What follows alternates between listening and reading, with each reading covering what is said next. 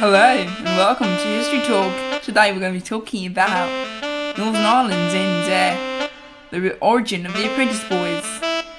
So, let's go ahead and let's dive in. Let's go.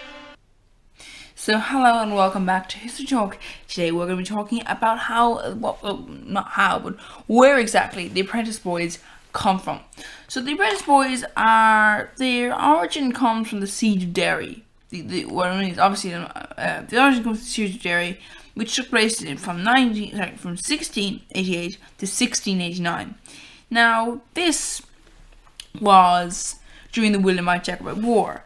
Now King James II, he was Catholic, and people in England were not supportive of that, so they were willing to do the ultimate thing, which was to outsource their king.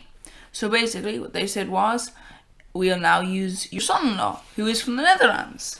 So, man from the Netherlands becomes king of England by fighting, William fights James. So now, as this is going on, one of the things that happens in this case was that James attacks, not himself, but his forces attack some of the firmly supportive of William areas, and one of these is Derry in Northern Ireland. Well, at the time it was Ireland. Now, taking control of Derry was seen as a necessary move by James to assert control of Ireland. Because at the time, Catholics would have gone, well, yeah, we want to support James, not William. But there were pockets around Ireland that would have supported William. And this was one of the key places. Now, the Earl of Tonarulk is a man who's coming towards Derry, and his forces are arriving. And what exactly happens? Well, to secure the city, a group of apprentice boys decide to shut the gates of the city, which is Wall City, and it stops the forces from entering. Now, there's this actually is a background to the apprentice boys and their hatred of Lundy. Now, Robert Lundy he was a man at the time who he didn't want there to be a long siege. He didn't want there to be a position where people would die by the thousands. So he decided, well, why not, just think about this before we just go ahead and just say no to these forces. Because at this time, you don't really know how forces are going to react. These are military personnel. They're, you don't want to annoy them. So he advises that they negotiate agreement with James. The citizens are very against this proposal, and Lundy is forced to escape the city disguised as a soldier. So, two new governors take control of running the city, and it is 105 days before the forces are eventually stop the siege.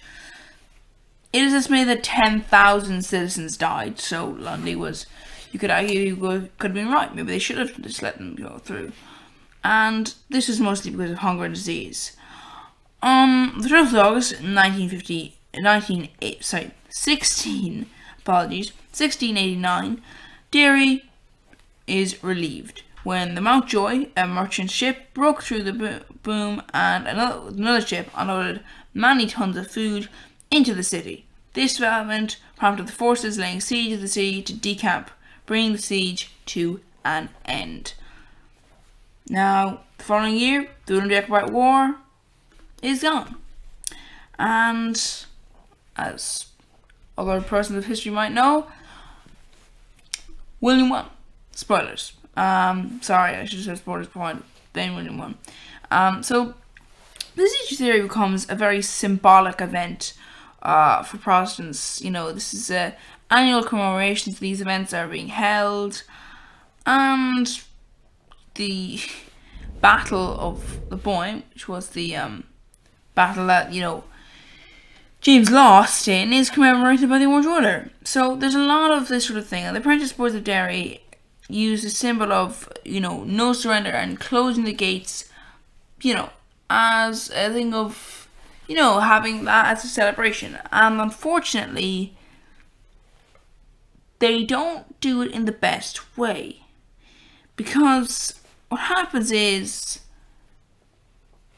it becomes slightly offensive. Well, more than slightly. It becomes fairly offensive, and that is a problem, because the issue being that when the Apprentice Boys are brought together, when they start practicing these parades, it means that the 1880s onwards, you begin to see a sharp increase in people who want to join the Apprentice Boys. And the General Committee of the Apprentice Boys began to permit clubs to be established outside the walls of Derry in 1889. Now, this leads to a major growth in the membership of the organisation. The Apprentice Boys begin to link themselves with political events. When there's growth of support in Home Rule, there's an increase in Apprentice Boys. Because the Apprentice Boys and the Protestant community in Ulster and around the world feel threatened by the fact that there's Home Rule, and then they'll feel threatened when there's partition, and it keeps happening. But it begins to become very weird, because after a while you start to notice that unionists are in power. So why exactly is there this fear? Why exactly is there this fear if there really is no need to be afraid? Because there really isn't any need to be afraid, because unionists have power, then why is it there? And that is where you come to the crux of the matter. Because the Apprentice Boys, by the 1950s, they have a well-established organisation, a massive organisation. It has branches in Canada, it has branches in Scotland, it has branches in Wales, it's got branches in the Republic of Ireland, it's got branches all over the world.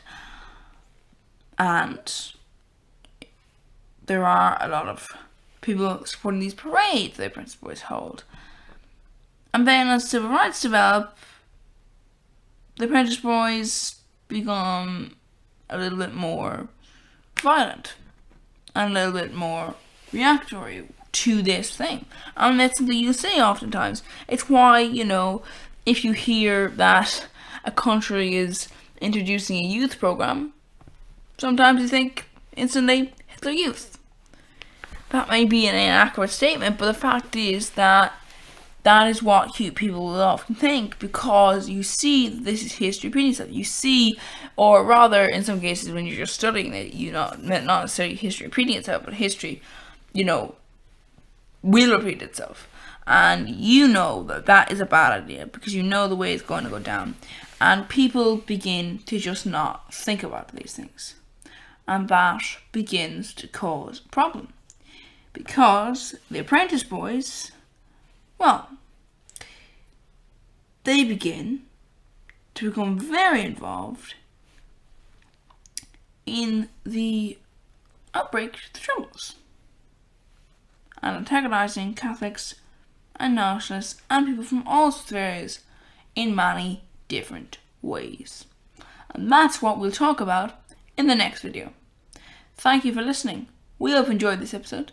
This is episode 10 of History News, if you hadn't noticed. Because you probably wouldn't have, because I don't think we labelled them episode by episode, because it's not that kind of a thing.